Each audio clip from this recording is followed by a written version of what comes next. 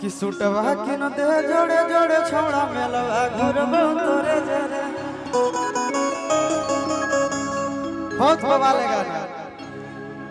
गाना का बोल है सिंटू कुमार। सिंटू कुमार जी की तरफ से बहुत बहुत पुरस्कार है। गाना का बोल है कि अगे नमी में कमी की होलो सुनवा फोनवा कइले भोरे भोरे। कि नमी में कमी की होलो सुनवा अब फोनवा कइले भोरे भोरे।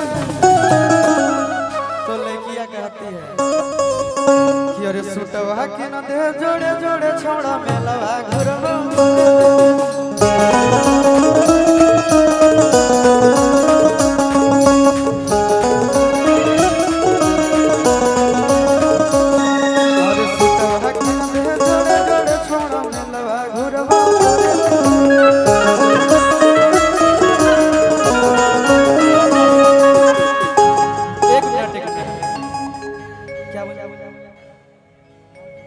बादशाह म्यूजिक के तरफ से बहुत बहुत पुरस्कार रह गई थी। बादशाह म्यूजिक का मन रात एक दो गाना हमने टपकाइए देंगे है कि नहीं।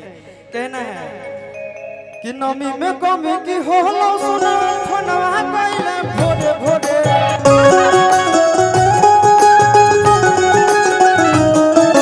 नमी में कमी की होलो सुना फोनवा कइले भोरे भोरे। न दे जोड़े जोड़े छोड़ा मेलवा घरवा।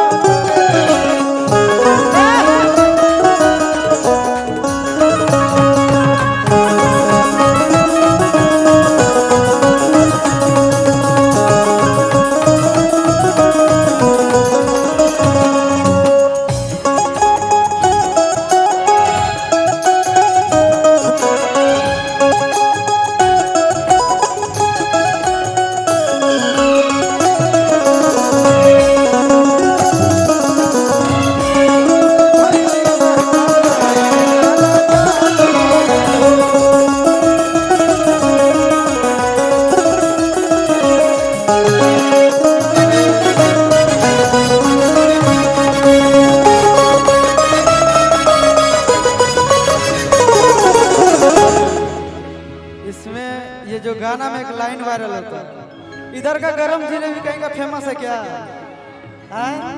कहता था कि आगे की धर के नामी गरम जिलेबी तोरा पसंद की हो बोलेंगे बेबी।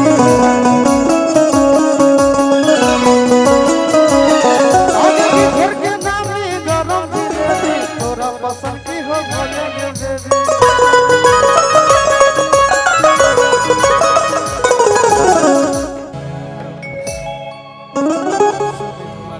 से बहुत बहुत पुरस्कार है भाई, धन्यवाद।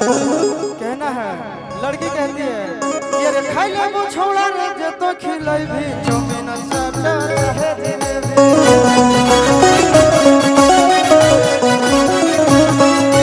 खाई ले वो छोड़ा रे जे तो खिलाई भी चौमिन सब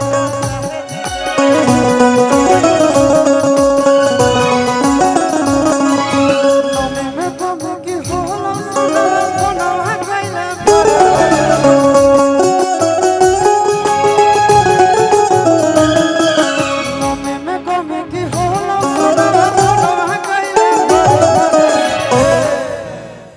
अरे सुटवा कि न दे जोड़े जोड़े छोड़ा मेलवा।